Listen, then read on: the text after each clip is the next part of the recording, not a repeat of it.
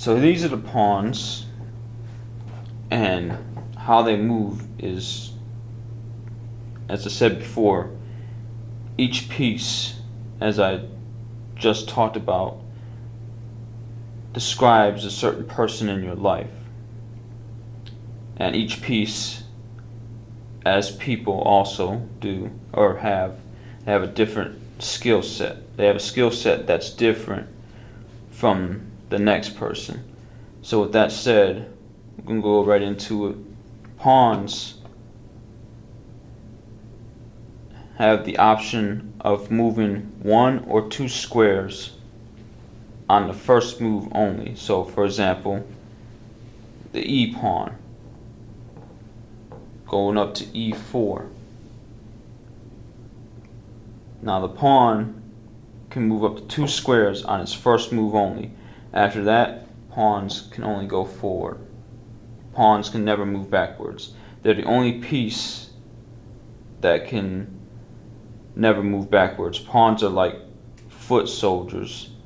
They're expendable, but a pawn in the right position can be your biggest ally especially when it comes down to the end game. And we'll talk about that later on in a later video. Once again, any of these pawns can move 2 spaces on their first move.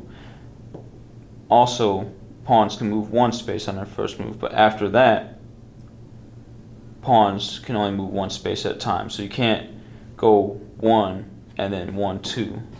That's an illegal move. Pawns also capture in a special way.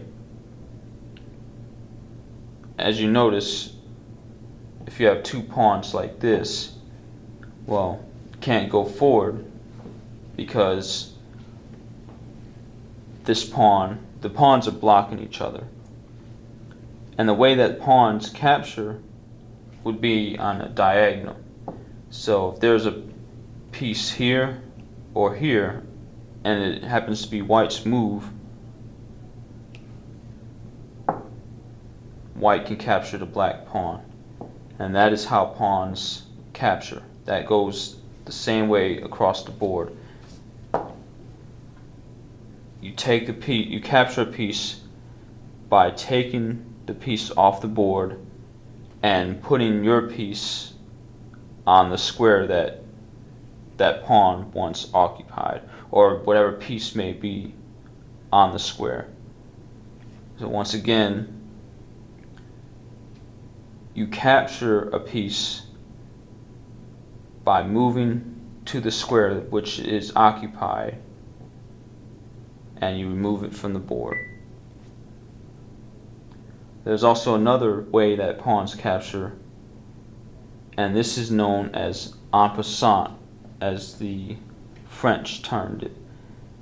It is a move in which if you have a pawn here on the 5th rank, and a pawn move is played to E5, it'll be the same as an actual capture.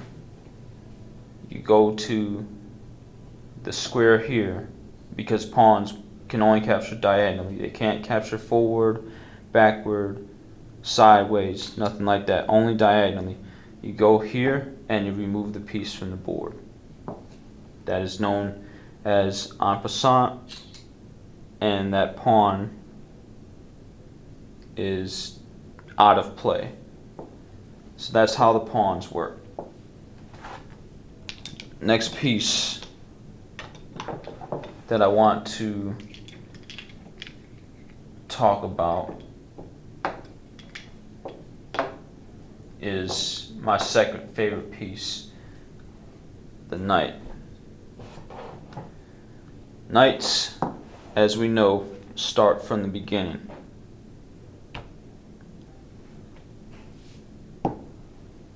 So what I'm going to do is I'm going to put all 4 knights on the board. Knights have the distinct ability to alternate squares every time they move.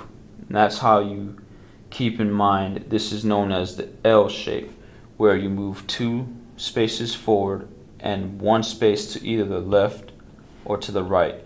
So in other words, when a knight moves, every time a knight moves, it's going to end up on an opposite colored square. So starting from B1, the knight can move either to C3, or the knight can move to A3. And if I'm moving this knight as one of my first moves of the game, I would move to C3. And I'll explain that in a later video. But if the knight happens to be in the center of the board, then you have a total of 1, 2, 3, 4,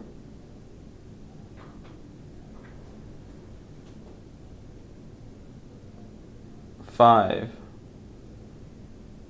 6, 7,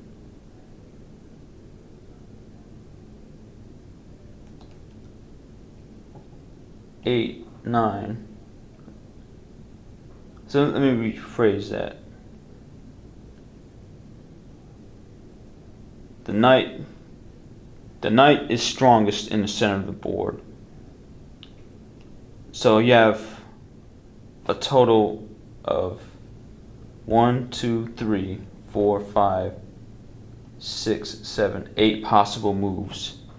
You're also attacking 8 squares at the same time with the knight.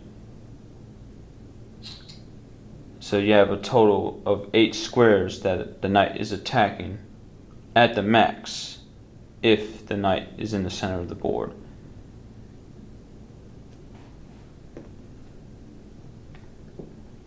And that goes the same with the other pieces. Knights move on alternate squares. If the knight is in this square, 1, 2, 3, 4, 5, 6, 7, 8. Think of it as an octagon for short. The knight attacks a maximum number of 8 squares, only if it is in the center of the board or if it is away from the corner of the board. So if it's right here, it can still attack those same 8 squares. 1, 2, 3, 4, 5, 6, 7, 8. So that's the knight. And also, I want to mention that each of the pieces has a point value, which I will explain after I've shown or demonstrated how each of the pieces moves. The next piece I want to talk about are the bishops.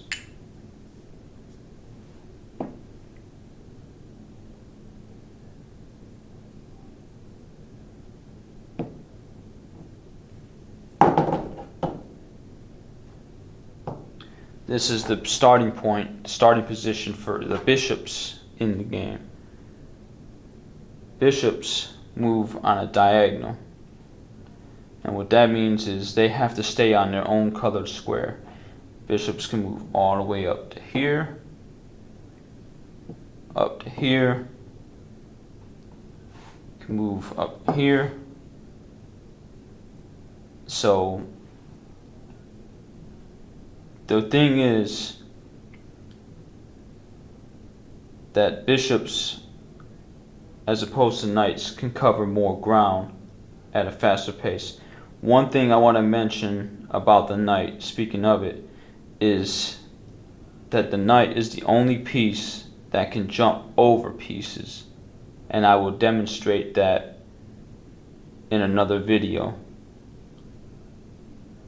Knights are the only piece that can do that. That is another one of the knight's special abilities. Moves in an L shape, and can jump over its own pieces to start a game. The bishops, when they're in the center of the board,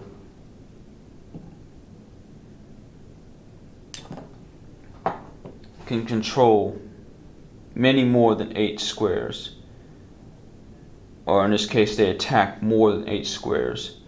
So pawns in this case, and doing a little backtracking, we just want to mention that pawns can attack only 2 squares, no matter where they're at.